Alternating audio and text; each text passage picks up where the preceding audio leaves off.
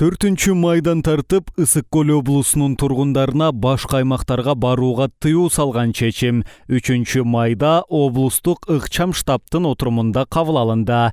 Ага ылайык аймак тургундары жүйөлүү себептер менен башка региондорго райондук администрациялардын жана Каракол, Балыкчы шаардык мэриялардын өткөрмө уруксаат кагаздарынын негизинде гана чыга алышат. Облус аймагына кирген учурда жарандар экспресс-тест же ПЦР анализ тапшыргандыгы жөнүндө маалым катты көрсөтүүгө тийиш. Облустук штабтын бул кадамы бир топ нааразылыктарды туудурган. Себеби ПЦР жана коронавирус бар жоктугун аныктоочу тесттен өтүү үчүн бир жарандан кеминде 2000 сом керектелет.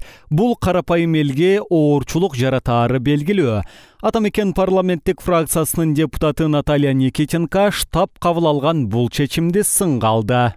Дело в том, что сейчас идет бурное обсуждение тех решений, на мой взгляд, совершенно непоследовательных и неправомерных по поводу Иссык-Кульской области и города Бишкек, что нужно предоставлять медицинские справки об отсутствии COVID-19 тем, кто будет въезжать или выезжать из области и города.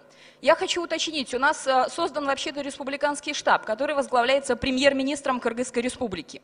Или у нас уже появилось несколько самоуправных штабов, и сейчас на уровне местного самоуправления разных областей, ЛКМТ у нас будут разные решения.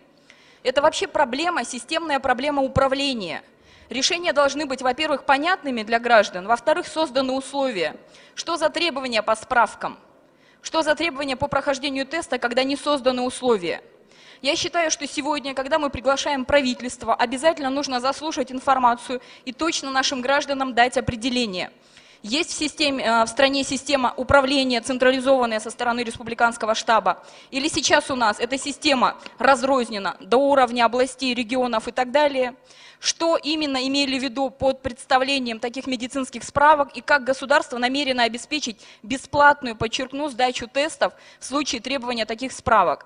Полную, точную информацию от правительства мы должны услышать и дать информацию нашим гражданам. Это абсолютно хаотичная система управления, непоследовательные решения, считаю, неправомерные по справкам. Премьер-министр Мухаммедкалый Абылгазиев коронавируска каршы республикалык ыкчам штабтын сунушу менен өкмөттүн Ысык Көл облусунда ыйгарым укуктуу өкүлү Акылбек Осмоналиевке эскертүү берди.